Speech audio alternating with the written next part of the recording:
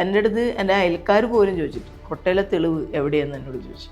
പക്ഷേ ബീനെ കൊണ്ട് റേപ്പ് ചെയ്യിക്കുമ്പോൾ അത് ഡബിൾ റേപ്പാണ്. ആ കുട്ടിയെ അത്ര അപമാനിക്കുകയാണ്. ഇത് ഈ കേസിലെ അടിസ്ഥാന കാര്യമാണ്. എന്നുവെച്ചാൽ കൊട്ടേഷൻ റേപ്പ് എന്ന് പറയണത് നമ്മൾ വിശദീകരിച്ച് പറയുമ്പോൾ അങ്ങനെ പറയുന്നു, പക്ഷേ ഒറ്റവാക്കി പറയുമ്പോൾ കൊട്ടേഷൻ റേപ്പ് എന്ന് പറയുന്നത് ലോകത്ത് കേട്ടിട്ടില്ലാത്ത ഒരു സംഭവം. കോടതി മാധ്യമങ്ങളോട് പറഞ്ഞു, ഈ വിധി, എൻ്റെ ചരിത്രവും ഭൂമിശാസ്ത്രമൊക്കെ നിങ്ങൾ നോക്കിക്കോളൂ, വിധിയെക്കുറിച്ച് പറയുന്നത് സൂക്ഷിക്കണം. വിധിയെക്കുറിച്ച് വിധിക്ക് അനുകൂലമായി അനലൈസ് ചെയ്യണതും വിധിക്ക് പ്രതികൂലമായി അനലൈസ് ചെയ്യണതും ഒരേപോലെ കുറ്റകരമാണ്. കേസിൽ ആദ്യം മുതൽ 2 നീതിയാണ്. 2 നീതി എന്ന് പറഞ്ഞാൽ അതിജീവിക്കും A8 വന്നതിന് ശേഷമാണ്. നിയമത്തിന് മുന്നിൽ ഈ രാജ്യത്തെ എല്ലാ പൗരന്മാരും തുല്യരല്ല എന്നാണ് കോടതി വിധിക്ക് ശേഷം അതിജീവിത പ്രതികരിച്ചത്. എനിക്കത് ഭയങ്കരമായ സങ്കടം വന്നൊരു വേർഡാണ്. ഒരു കാര്യം ഞാൻ ഇതിലൂടെ എല്ലാ മലയാളികളോടും ലോകത്തുള്ളവരോട് പറയാൻ ആഗ്രഹിക്കുകയാണ്. നിങ്ങൾ നൽകിയ സപ്പോർട്ട്, ഇപ്പോഴും നിങ്ങൾ നൽകിക്കൊണ്ടിരിക്കുന്ന സപ്പോർട്ട്, ഞങ്ങളെപ്പോലെ തന്നെ ഉറക്കമൊഴിഞ്ഞ് എത്രയോ ദിവസങ്ങളായി നിങ്ങളെ പലരും കരഞ്ഞുകൊണ്ടിരിക്കുകയാണെന്ന് എനിക്കറിയാം. ആ സപ്പോർട്ട് ആ കുട്ടിക്ക് വിജയത്തിലേക്ക് കയറാൻ, ശരിയായ കുറ്റവാളികളെ ശിക്ഷിക്കപ്പെടാനുള്ള കരുത്തായി മാറട്ടെ എന്ന് നമ്മൾ ആഗ്രഹിക്കുകയാണ്. എല്ലാവർക്കും നന്ദിയുണ്ട്. ആ വാക്കുകൾ, അതായത് നിയമത്തിന് മുന്നിൽ എല്ലാവരും തുല്യരല്ല എന്ന് പറയുന്ന ആ വാക്ക് ഭയങ്കരമായിട്ടുള്ളൊരു വേദനയിൽ നിന്നും വന്നിട്ടുള്ള ഒരു വാക്കാണ്. ശരിയാണ്, നിയമത്തിൻ്റെ മുന്നിൽ എല്ലാവരും തുല്യരാണെന്ന് പറയുമ്പോഴും അല്ലേ, കേസുകൾ പലപ്പോഴും നമ്മൾ നടത്തുമ്പോൾ അത് തോന്നാറില്ല. അതത്രമാത്രം നോവ്, ഇപ്പം നമ്മൾ എത്ര ഇതാണല്ലോ, ആ നോവ് ആണ് വന്നിരിക്കുന്നത്. എനിക്കത് കേട്ടിട്ട് ഞാൻ വല്ലാതെ ആയിപ്പോയി. ഇത്രയും നല്ല രീതിയിൽ അതിനെ ആ വികാരത്തെ എക്സ്പ്രസ് ചെയ്യാൻ വേറെ പറ്റില്ല.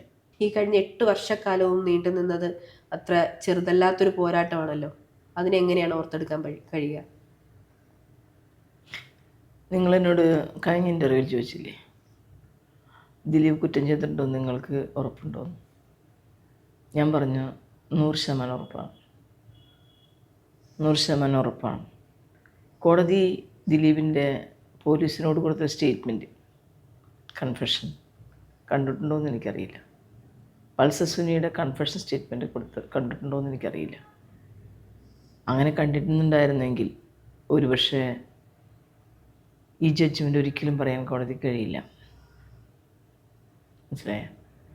കൺഫെഷൻ ഒരിക്കലും എവിഡൻസിലെടുക്കാൻ പാടില്ലല്ലോ. പക്ഷേ എങ്കിലും കോടതിക്ക് പെറൂസ് ചെയ്യുന്നതിന് ഒരു കുഴപ്പമില്ല. എന്തുകൊണ്ടാണ് ഇതിന് അന്വേഷണ ഉദ്യോഗസ്ഥനോ പ്രോസിക്യൂട്ടറോ ഇത്രയും ഡെഡിക്കേറ്റഡ് ആയിട്ട് വർക്ക് ചെയ്യണതിൽ? അവർക്കറിയാം സുനിയുടെ കൺഫെഷൻ സ്റ്റേറ്റ്മെൻറ്റ്, ഇയാളുടെ കൺഫെഷൻ സ്റ്റേറ്റ്മെൻറ്റ്, 2ാം പ്രതിയുടെ മാർട്ടിൻ ഇപ്പോൾ വീഡിയോ ഒക്കെ ചെയ്യുമ്പോൾ മാർട്ടിൻ്റെ വിചാരം എന്താ, മറ്റേ കൺഫെഷൻ സ്റ്റേറ്റ്മെൻറ്റ് പോയി എന്നാണ്. ഇപ്പോൾ പഴയ പോലെയല്ലോ, കൺഫെഷനെല്ലാം റെക്കോർഡിക്കലല്ലേ, വീഡിയോ റെക്കോർഡിംഗ് അല്ലേ. പണ്ടിൻ്റെ ഏജ് എടുക്കുന്നത്. ഇത് ദിലീപിൻ്റെ മുഖത്ത് നിങ്ങൾക്ക് കാണാൻ കഴിയില്ലേ? ഞാനത് പറയുന്നു. ഞാൻ കാണുന്ന ദിലീപ്, ഞാൻ നേരിട്ട് ഒറ്റ പ്രാവശ്യം ദിലീപിനെ കോടതി കണ്ടിട്ടുള്ളൂ, അല്ലാതെ ഞാൻ കണ്ടിട്ടേ ഇല്ല ലൈഫിൽ. ഞാൻ വെള്ളിത്തിരയിലോ അല്ലെങ്കിൽ ചാനലുകളിലൊക്കെ ദിലീപിനെ കണ്ടിട്ടുള്ളൂ. അന്ന് കാണുന്ന ദിലീപും ഈ സംഭവത്തിന് ശേഷം ജാമ്യം കിട്ടി ഇറങ്ങി വന്ന് പോകുന്ന ദിലീപും തമ്മിൽ അയാളുടെ മുഖത്ത് ഭാവത്തിൽ ഭയങ്കര ഡിഫറൻസ് ഉണ്ട്. മനസ്സിലായ? ഒരു കുറ്റവാളി ആക്കപ്പെട്ട അല്ലെങ്കിൽ കുറ്റവാളി ആയിപ്പോയ അല്ലെങ്കിൽ ഒരു കുറ്റം ചെയ്ത ഒരാളുടെ കുറ്റബോധത്തിൻ്റെ ഫീല് ആ മനുഷ്യൻ്റെ മുഖത്ത് വായിച്ചെടുക്കാൻ നമുക്ക് കഴിയും. പിന്നെ നിയമം. ഇപ്പം നിയമം എന്ന് പറഞ്ഞാൽ ഇന്ത്യൻ ക്രിമിനൽ ജൂറിസ്പ്രുഡൻസി സംശയത്തിൻ്റെ ആനുകൂല്യം കൊടുക്കുന്നത് പ്രതിക്കാണ്. ഒരു കുഞ്ഞ് സംശയം ഉണ്ടായാൽ മതി, അതിൻ്റെ ആനുകൂല്യം കിട്ടുന്നത് പ്രതിക്കാണ്. ഒരു കോൺസ്പിറസി കേസിൽ വയ്ക്കാവുന്നതിൻ്റെ വലിയ തെളിവുകൾ പ്രോസിക്യൂഷൻ കൊടുത്തിട്ടുണ്ട്. പക്ഷെ കോടതി അത് പോരാ എന്ന് പറഞ്ഞു കഴിഞ്ഞാൽ എന്ത് ചെയ്യാൻ പറ്റും? അപ്പോൾ പോരാ എന്ന് പറയുമ്പോഴും അന്വേഷണത്തിൽ ഇടപെടാനോ അന്വേഷണത്തെക്കുറിച്ച് പറയാനോ ഇന്ത്യൻ ജുഡീഷ്യറിയിലെ സുപ്രീം കോടതിയുടെ ജഡ്ജ്മെൻറ്റുകൾ പ്രകാരം കോടതിക്ക് ഒരു റൈറ്റുമില്ല. ഇന്നത് അന്വേഷിക്കണം, ഇന്നത് അന്വേഷിക്കാമായിരുന്നില്ലേ, ഇന്ന ആളെ കണ്ടുപിടിക്കാമായിരുന്നില്ലേ, ശ്രീലക്ഷ്മിനെ കാണാറുന്നില്ലേ, എന്താണ് അപ്പുറത്തെ കടയിൽ പോകാതിരുന്നില്ലേ, അത് അപക്വമാണെന്നാണ് എനിക്ക് തോന്നിയേക്കണം. അതേസമയം കോടതികൾ മുന്നിൽ വരുന്ന ഇൻവെസ്റ്റിഗേറ്റിംഗ് ഓഫീസർ ഫയൽ ചെയ്തിരിക്കുന്ന പ്രോസിക്യൂഷൻ പ്രൊഡ്യൂസ് ചെയ്തിരിക്കുന്ന തെളിവുകൾ അതെന്താണോ എന്നുള്ളത് ചിലപ്പോൾ സ്വീകരിക്കും, ചിലപ്പോൾ തള്ളണം. അത് സബ്ജക്റ്റ് ടു എന്താണ് ആ ജഡ്ജിൻ്റെ ലീഗൽ അറിവുകളും കുറ്റവാളികളെ ശിക്ഷിക്കുന്നതിനുള്ള ഒരു വിചാരവും നിഷ്പക്ഷമായ നിലപാടുകളുമാണ്. മനസ്സിലായി? അതൊരു കോടതിനെയും നമുക്ക് എന്ത് ചെയ്യാൻ പഴിക്കാൻ പറ്റില്ല. അങ്ങനെ പറയാൻ പാടില്ല എന്ന് പറയുന്നതിൻ്റെ ഒരു കാരണം എന്ന് വെച്ചാൽ വ്യക്തിപരമായി ഈ ജഡ്ജിമാരെയോ ജഡ്ജ്മെൻറ്റിനെയോ അധിക്ഷേപിക്കുകയോ പറയുകയോ ചെയ്യുന്നതിനേക്കാൾ നമുക്ക് വേറെ ഓപ്ഷനുണ്ട്. ഹയർ കോടതി പോകാം. ഒരു സൂര്യനെല്ലി കേസ് ഇതുപോലെ തന്നെ ഒരു കേസ്, ഇതിനേക്കാൾ ഗൗരവമായ, ഇതിനേക്കാൾ വേദനാജനകമായ ഒരു കേസ്. ആ കേസിൽ ആ കുട്ടിയെ സംരക്ഷിക്കണം. അന്ന് ഒരു ജോസഫിൻ സഹ ഉണ്ടായിരുന്നു, മരിച്ചുപോയില്ലേ, അവരാണ് ഏറ്റവും കൂടുതൽ ആ കുട്ടിയുടെ കാര്യങ്ങൾക്ക് പോയത്. അന്ന് ജസ്റ്റിസ് ബസന്ത് ആ പ്രതികളെ മുഴുവൻ വെറുതെ വിടുമ്പോൾ അങ്ങേര് പറഞ്ഞ ഒരു സ്റ്റേറ്റ്മെൻറ്റ് എന്തായിരുന്നു? ആ കുട്ടിക്ക് രക്ഷപ്പെടാമായിരുന്നില്ല. കണ്ട ഇഞ്ചക്ഷൻ മുഴുവനും കുത്തിക്കയറ്റി. പ്രായമായിട്ടില്ലാത്തതുകൊണ്ട് ആ പ്രായമായതിൻ്റെ ഡെവലപ്മെൻറ്റ് ഉണ്ടാവാൻ വേണ്ടിയുള്ള സ്റ്റിറോയിഡും കുത്തിക്കയറ്റി. ഈ രാത്രിയും പകലുമില്ലാതെ സെക്ഷൽ ഹരാസ്മെൻറ്റിന് വിധേയമായ ഒരു പെൺകുട്ടിക്ക്, അതും ഇവരാൽ കാവൽ നിൽക്കുന്ന ഒരു പെൺകുട്ടിക്ക് എങ്ങനെയാണ് രക്ഷപ്പെടാൻ കഴിയുക? അങ്ങനെയും ഒരു ജഡ്ജി കേരള ഹൈക്കോടതിയിൽ അത് പറഞ്ഞു. എന്നിട്ട് ആ കേസ് സുപ്രീം കോടതിയിൽ പോയി. അന്ന് ആ കുട്ടിക്ക് അച്ഛനുണ്ടായിരുന്നു ഫൈറ്റ് ചെയ്യാനായിട്ട്. സുപ്രീം കോടതി പോയിട്ട് ആ കേസ് റിമാൻഡ് ചെയ്ത് താഴെ വന്നു. ആ കേസിൽ എല്ലാ പ്രതികളെയും ശിക്ഷിച്ചുകൊണ്ട് ജസ്റ്റിസ് കെ ടി ശങ്കരൻ പറഞ്ഞൊരു ജഡ്ജ്മെൻ്റ് ഉണ്ട്. ആ ജഡ്ജ്മെൻറ്റിൽ പറഞ്ഞത്, ഒരു സ്ത്രീ ഒരിക്കൽ, അത് ഭാര്യ ആയിക്കോട്ടെ കാമുകി ആയിക്കോട്ടെ ആരുമായിക്കോട്ടെ, സെക്ഷൽ ഹരാസ്മെൻറ്റിന് വിധേയമായാൽ മരണം വരെ അതവരെ ഹോണ്ട് ചെയ്യുമെന്ന് പറയും. അപ്പോൾ നമ്മുടെ മുന്നിൽ ആൺപെൺ വ്യത്യാസമില്ലാത്ത ജഡ്ജിമാർ ഒരു വിഷയത്തിനെ, സാമൂഹ്യമായ സ്ത്രീകളുടെ നീതി എന്ന് പറയുന്ന ഒരു വിഷയത്തിനെ അഡ്രസ്സ് ചെയ്യുന്ന ധാരാളം ജഡ്ജിമാരുണ്ടായിട്ടുണ്ട് ഇവിടെ. 2 ആണുങ്ങൾ തന്നെയാണ് ഈ 2 ജഡ്ജ്മെൻറ്റ് പറഞ്ഞത്. അതിലൊരാൾ അങ്ങേയറ്റം മോശമായി പറയുകയും ഒരാൾ എന്താ പറയുക, ആകാശത്തോളം ഒരു സ്ത്രീയുടെ മാനത്തിന് ഉയർത്തിപ്പിടിക്കുകയും ചെയ്യുകയാണ് ചെയ്തത്. ഇതിൽ അതിജീവിതയ്ക്ക് പറ്റിയ ഏറ്റവും വലിയ, അതെല്ലാവർക്കും പറ്റും എന്ന് വെച്ചാൽ അവർക്ക് പറ്റിയെന്ന് പറയുന്നതല്ല, എല്ലാവരും ഉപദേശിക്കുകയാണല്ലോ. മാത്രമല്ല ഈ ഒരു വിഷയമായതുകൊണ്ട് സ്ത്രീകളാകുമ്പോൾ കുറച്ചും കൂടി നന്നായി എക്സ്പ്രസ് ചെയ്യാൻ കഴിയുമെന്ന് കരുതിയിട്ടാണ്. ഇപ്പോൾ ഗൈനക്കോളജി ഡോക്ടർമാർ വരുമ്പോൾ സ്ത്രീകളായിരിക്കാൻ എന്ന് പറയും. അതിൻ്റെ ഒരു ഷൈനസ്സും അതിൻ്റെ പ്രശ്നങ്ങൾ കൊണ്ടാണ് എല്ലാ സ്ത്രീകളും അങ്ങനെ ഓപ്റ്റ് ചെയ്യുന്നത്. അതൊരു വലിയ തെറ്റായിപ്പോയെന്ന് അതിജീവിതയ്ക്കും തോന്നുന്നുണ്ട്, ഞങ്ങൾക്കും തോന്നുന്നുണ്ട്. ഇനി സ്ത്രീ ജഡ്ജ് വേണമെന്നേ അവർ പറഞ്ഞുള്ളൂ, ഇന്നയാൾ വേണമെന്ന് അവർ പറഞ്ഞില്ല. അപ്പോൾ ഒരു പ്രത്യേക ഘട്ടത്തിൽ ഈ ജഡ്ജിനെ കുറിച്ച് അവിശ്വാസം രേഖപ്പെടുത്തി കഴിഞ്ഞാൽ തീർച്ചയായിട്ടും കേരള ഹൈക്കോടതി ആയാലും സുപ്രീം കോടതി ആണെങ്കിലും സുപ്രീം കോടതി ഇങ്ങോട്ട് ഡയറക്റ്റ് ചെയ്യാച്ചില്ല, അവരെ മാറ്റി കൊടുക്കേണ്ടതായിരുന്നു. ആദ്യത്തെ ഘട്ടത്തിൽ പ്രോസിക്യൂട്ടർ തന്നെ ഹൈക്കോടതിയിൽ കേസ് ഫയൽ ചെയ്ത്, അപ്പോഴും മാറ്റി കൊടുത്തില്ല. അത് കഴിഞ്ഞ് രണ്ടാമത്തെ ഘട്ടം വന്നപ്പോൾ അപ്പോഴും ആ കുട്ടി ഹൈക്കോടതിയിൽ പോയി, സുപ്രീം കോടതിയിൽ പോയി, എന്നിട്ടും മാറ്റി കൊടുത്തില്ല. അപ്പോൾ എനിക്കെതിരെ ഒരാൾ ആരോപണം ഉന്നയിച്ച്, എൻ്റെ ഒരു കക്ഷി ഞാൻ എൻ്റെ ഒരു സ്വഭാവം പറയാം, ഒരു കക്ഷി ഒരു ചെറിയ അഭിപ്രായ വ്യത്യാസം എന്നോട് പറഞ്ഞാൽ ഉടനെ തന്നെ ഞാൻ എൻ്റെ ഫയൽ ഇങ്ങനെ വയ്ക്കും, കൊണ്ടുപോകണം. ഒരു വിഷമവുമില്ല, ഒരു ദേഷ്യവുമില്ല, പരസ്പര റെസ്പെക്റ്റ് നിലനിർത്തിക്കൊണ്ട് തന്നെ വേറെ ആരെങ്കിലും എടുത്ത് കൊണ്ടുപോയി ചെയ്യാം. എനിക്കങ്ങനൊരു ഭയങ്കര അനുഭവമുണ്ട്. ഞാൻ വളരെ നല്ല ഒരു കേസിനൊരു ജഡ്ജ്മെൻറ്റ് വാങ്ങിച്ചു കൊടുത്തിട്ടൊരു സ്ത്രീ, അവരെൻ്റെ അടുത്ത് ഒരു അഭിപ്രായം മോശമായി. ഞാൻ അത്രയും നല്ല ജഡ്ജ്മെൻറ്റ് വാങ്ങിച്ചു കൊടുത്തിട്ട് അവർ പറഞ്ഞു കഴിഞ്ഞിട്ട്, അപ്പം ഞാനത് ഇല്ല, ഇൻസൾട്ടല്ലേ, നമ്മൾ കഷ്ടപ്പെട്ട് ജഡ്ജ്മെൻറ്റ് വാങ്ങിച്ചു കൊടുത്തിട്ടാണ് പറയണത്. പക്ഷേ അവർക്ക് വീണ്ടും ആ കേസിനുണ്ട് അതേ പ്രശ്നം വീണ്ടും വന്നു. സർവീസിൽ നിന്ന് പിരിച്ചുവിട്ടു അവരെ.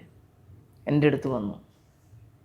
ഞാൻ പറഞ്ഞു, രണ്ടായി എന്നെ കൂട്ടിയിച്ച് വെട്ടിയിട്ടാലും മാഡം നിങ്ങളുടെ കേസ് ഞാൻ ചെയ്യില്ല.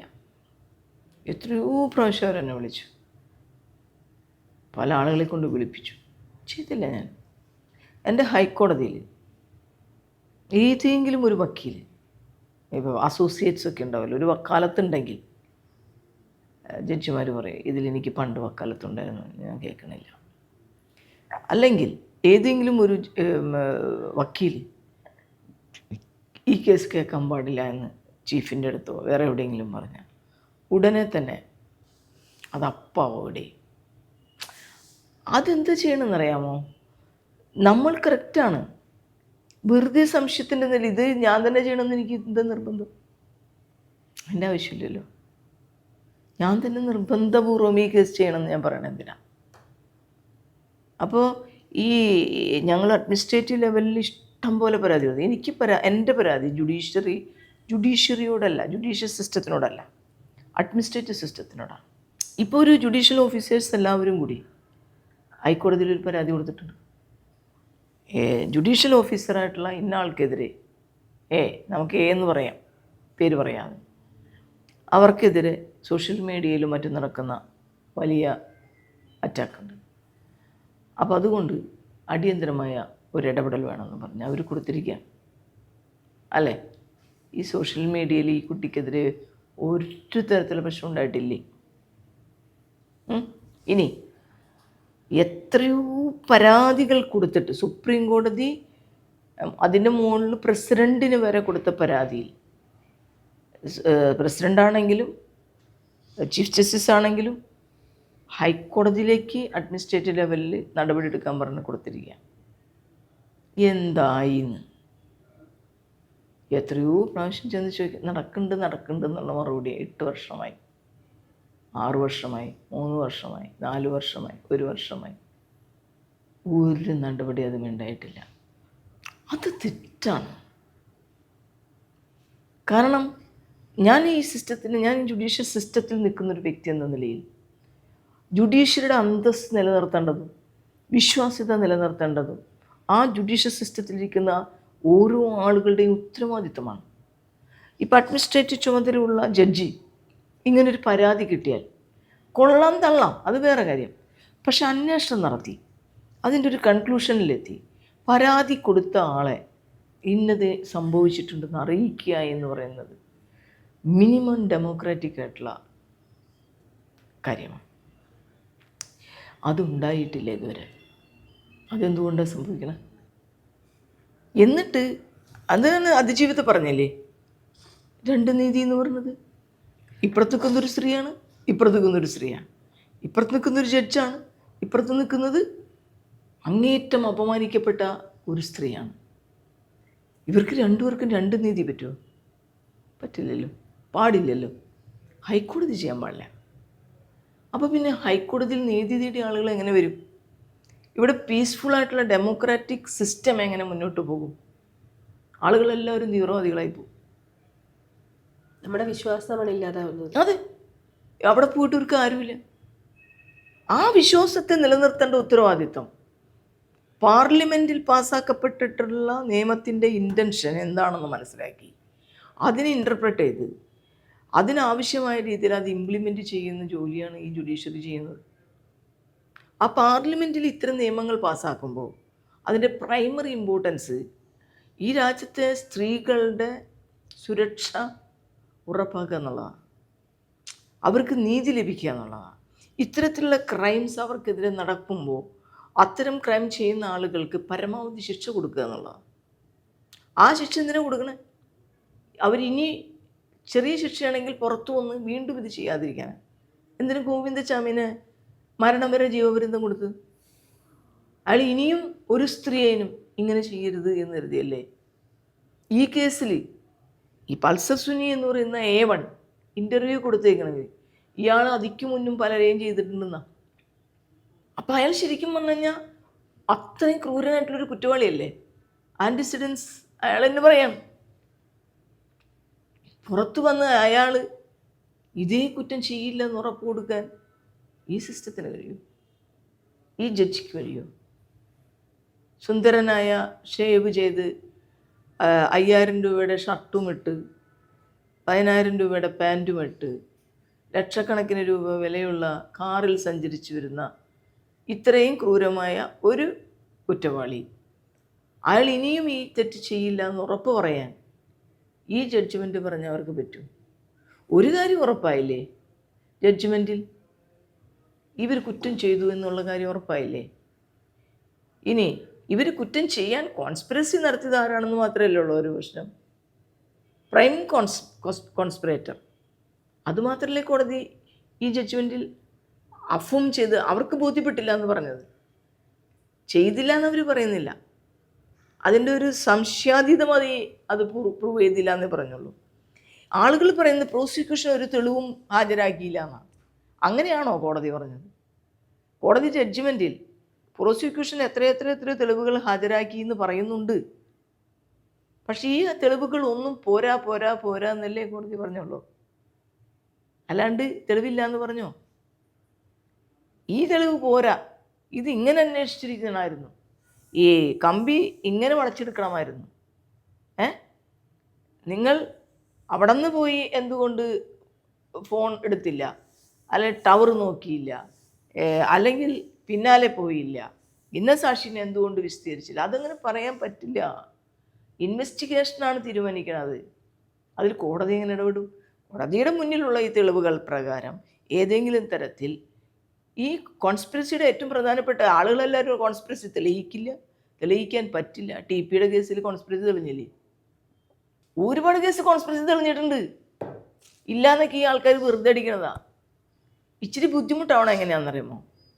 ഞാനും താനും കൂടി ഒരു ക്രൈം ചെയ്യാൻ തീരുമാനിച്ച് നമ്മൾ പ്രൈവറ്റായിട്ട് ഒരു സ്ഥലത്ത് ഇരുന്ന് നമ്മൾ തീരുമാനിച്ചത് ഞാനും താനും അറിയുള്ളൂ. ഞാൻ പ്രതിയായി കഴിയുമ്പോൾ ഞാൻ പറയുന്ന കൺഫെഷനിൽ മാത്രമേ അത് കിട്ടൂ, അല്ലെങ്കിൽ ഞാൻ പറയുന്ന സ്റ്റേറ്റ്മെൻറ്റുകളിൽ മാത്രമേ പോലീസിന് അത് കണ്ടെത്താൻ പറ്റൂ. സുനി അത് പറയാൻ തയ്യാറായിരുന്നില്ല എന്നുള്ളതാണ് സുനിയുടെ ആദ്യത്തെ കത്ത് നമ്മളോട് പറയുന്നത്. ഇപ്പോൾ ഈ സോഷ്യൽ മീഡിയയിലൊക്കെ കാണുന്ന ബിപിൻ ലാൽ എഴുതി എന്ന് പറയുന്നൊരു കത്തില്ലേ, ആ കത്തിൽ സുനി പറയുന്നത് എന്താ? ഞാൻ ഇതുവരെ ഒന്നും പറഞ്ഞിട്ടില്ല. പോലീസിനോടും അയാൾ അത് പറയാൻ തയ്യാറായിരുന്നില്ല ആ ഘട്ടത്തിൽ. ഇപ്പോൾ പറഞ്ഞത് അന്ന് സുനി പോലീസിനോട് പറഞ്ഞിരുന്നെങ്കിൽ ആദ്യത്തെ FIR തന്നെ ഈ പറഞ്ഞ അദ്ദേഹം ഉണ്ടായേനെ. അപ്പം പ്രതികൾ അഡമൻ്റായിട്ട് നിൽക്കണം, പറയില്ല. ആ ധാരണ അവരുടെ അതാണ്. ഞാനുമായി കോണ്ടാക്ട് ചെയ്യരുത്, നേരിട്ടുള്ള വിളികളുണ്ടാവരുത്, നേരിട്ട് കാണരുത്. ഇങ്ങനൊരു ധാരണയുണ്ടാകുമ്പോൾ സ്വാഭാവികമായി ക്രൈം ചെയ്യുന്ന ആൾ തന്നെയല്ലേ ചെയ്യണത്. അതിൽ കിട്ടുന്ന പൊട്ടും പൊടി പോലും ഡയമണ്ടുകളാണ് കോൺസ്പിറസിയിൽ. ആ ഡയമണ്ടുകളിലെ ഒരു കാര്യമാണ് ഇപ്പോൾ ബിപിൻ ലാലിൻ്റെ ലെറ്റർ. രണ്ടാമത്തെ കാര്യം പൾസർ സുനിയുടെ ലെറ്റർ. അതുകൂടാതെ ധാരാളം തെളിവുകൾ, ഞാനത് പറയണില്ല. അതിപ്പോൾ ഞങ്ങൾ കൊടുത്ത ആർഗ്യുമെൻ്റ് നോട്ടിൽ കൊടുത്തത് പറയുന്നതിൽ എനിക്കൊരു തടസ്സമൊന്നുമില്ല. പക്ഷെ ഞാൻ പറയാത്തത് എന്താ വെച്ചാൽ ഈ കത്തുകൾ ഇപ്പോൾ സോഷ്യൽ മീഡിയയിൽ വന്നതുകൊണ്ടാണ് ഞാൻ ഈ പറയണത്.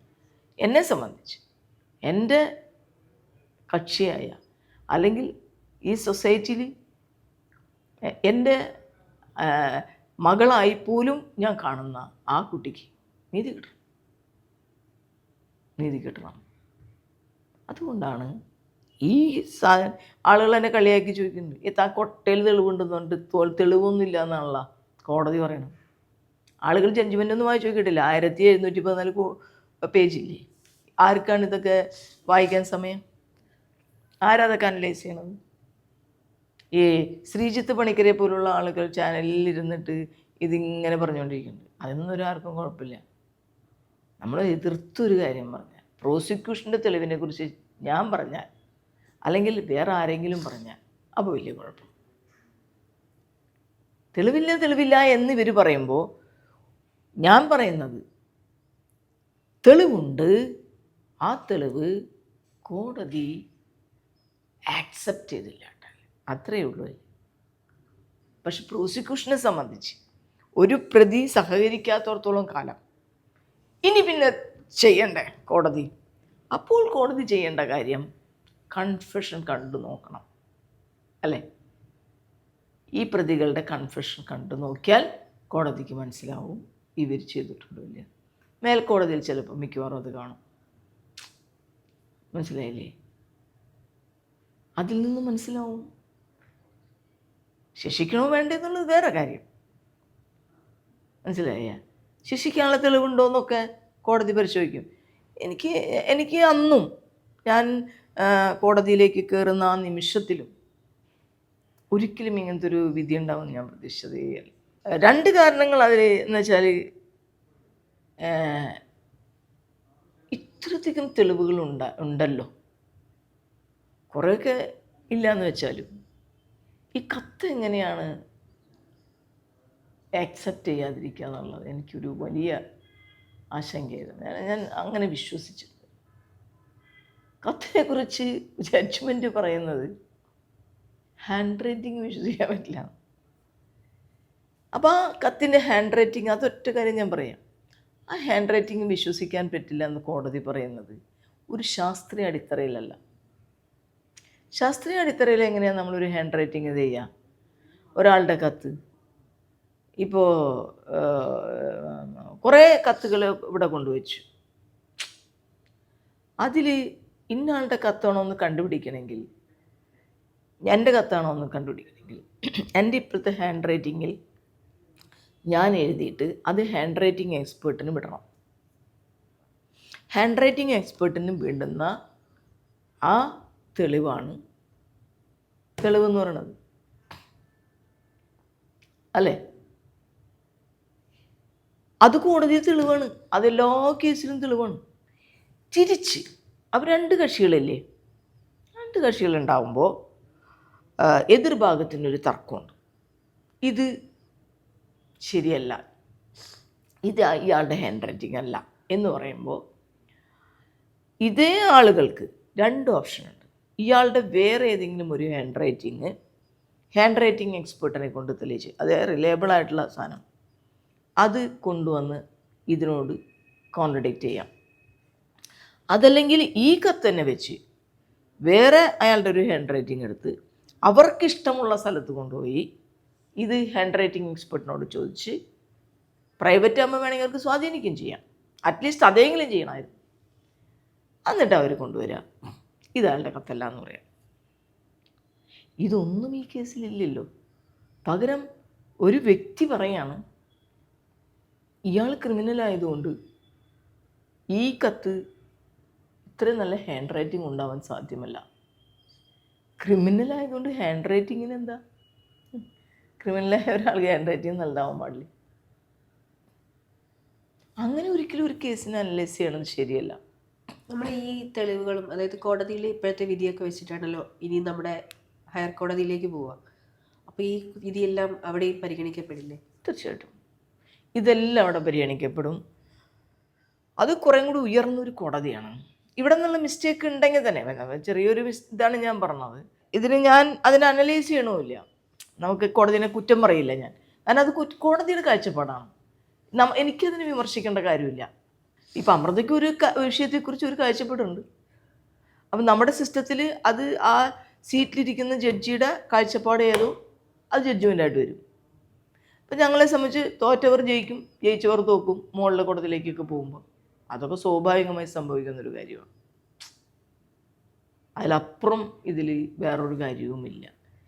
ഇനി മോൾ കോടതിയിൽ ചെല്ലുമ്പോൾ കുറേ കൂടി സീരിയസ് ആയിട്ട് നിയമം നോക്കും. മനസ്സിലായില്ലേ? ആ നിയമം നോക്കുമ്പോൾ തീർച്ചയായിട്ടും കോടതികൾക്കത് മനസ്സിലാകും എന്നാണ് എനിക്ക് തോന്നുന്നത്.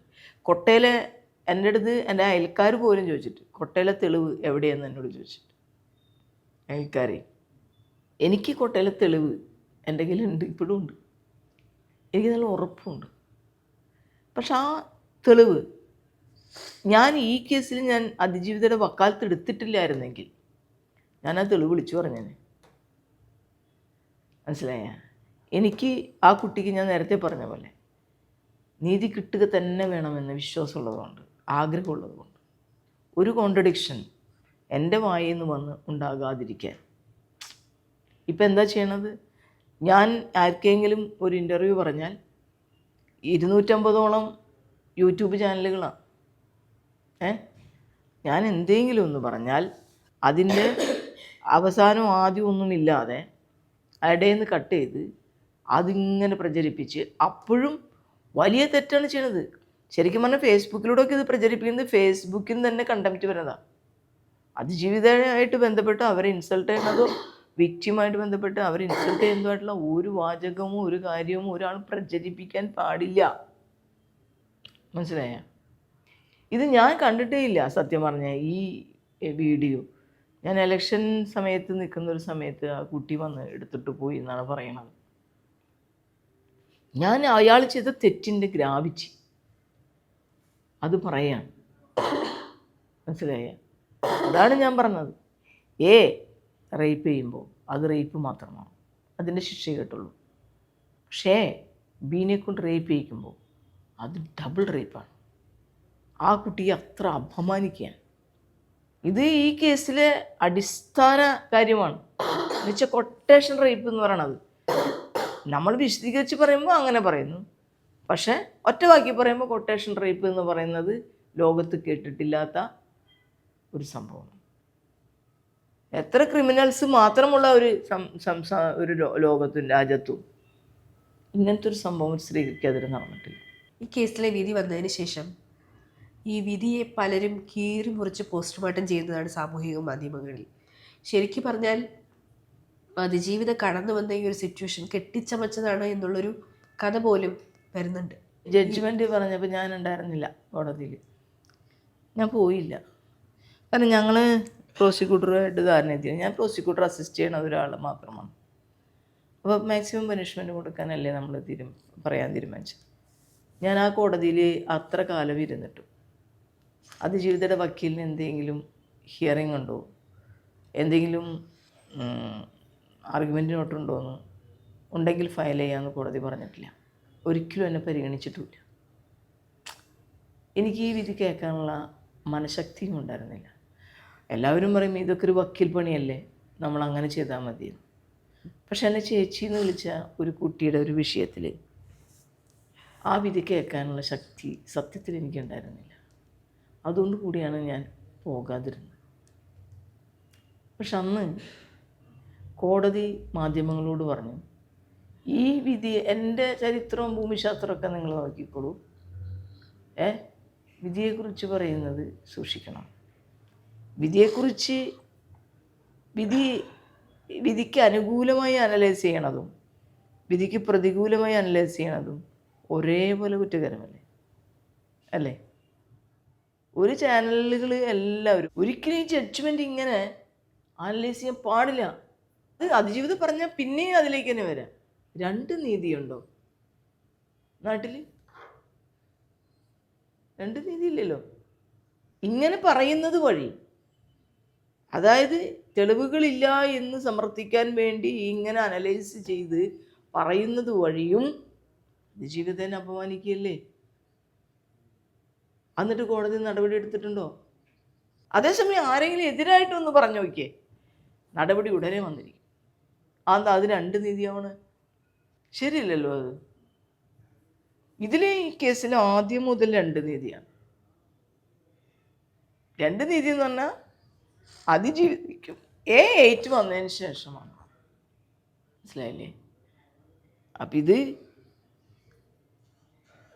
എന്നിട്ട് ജുഡീഷ്യൽ ഓഫീസേഴ്സ് എല്ലാവരും കൂടി മാഡത്തിനെതിരായിട്ട് പറഞ്ഞു എന്നും പറഞ്ഞ് പരാതി കൊടുക്കുമ്പോൾ ഈ രാജ്യത്തെ പിച്ചു ചിന്തപ്പെട്ട ഒരു പെൺകുട്ടിയുടെ മാനവും കൂടി പ്രൊട്ടക്റ്റ് ചെയ്യേണ്ട ചുമതല ഈ ജുഡീഷ്യൽ ഓഫീസേഴ്സിനും അതിൻ്റെ അസോസിയേഷനും ഉണ്ട്. അവരതും കൂടി പറയണ്ടേ? ഈ പെൺകുട്ടിക്ക് എതിരായിട്ട് ആ പെൺകുട്ടിയുമായി ബന്ധപ്പെട്ട ഈ കേസിൻ്റെ ഡീറ്റെയിൽസ് നിങ്ങൾ പുറത്തു പറയരുത്. പെൺകുട്ടിയുടെ കാര്യങ്ങളുണ്ടല്ലോ, അതുമായി ബന്ധപ്പെട്ട കാര്യങ്ങളും പറയാൻ പാടില്ല എന്ന് പറയണ്ടേ? എന്തുകൊണ്ടത് പറയാത്തത്? അപ്പം അവിടെ രണ്ട് നീതിയല്ലേ? സത്യമാണ് കുട്ടി പറഞ്ഞത്. കാരണം അവളത് പറയണം എങ്ങനെ, എന്തുകൊണ്ടാണെന്നറിയാമോ? തീച്ചുളയിലൂടെ കടന്നു വന്നതുകൊണ്ടാണ്. ഞാൻ ഇത്ര വർഷമായി ആ കുട്ടിക്ക് വേണ്ടി നിൽക്കുന്നൊരു മനുഷ്യന്, എൻ്റെ കുഞ്ഞിനെ പോലെ ഞാൻ കാണുന്ന ഒരാളാണ്. എൻ്റെ സ്റ്റേറ്റ്മെൻറ്റ് മാത്രം എടുത്ത് അവിടെ നിന്ന് ഇവിടെ നിന്ന് കട്ട് ചെയ്ത് അത് മാത്രം പറഞ്ഞ് ആക്ഷേപിക്കാൻ പോലും ആരെയാണ് ആക്ഷേപിക്കണത്? അതിജീവിതനെയല്ലേ? അതിജീവിതനെ അങ്ങനെ ആക്ഷേപിക്കാൻ പാടുണ്ടോ നിയമത്തിൽ?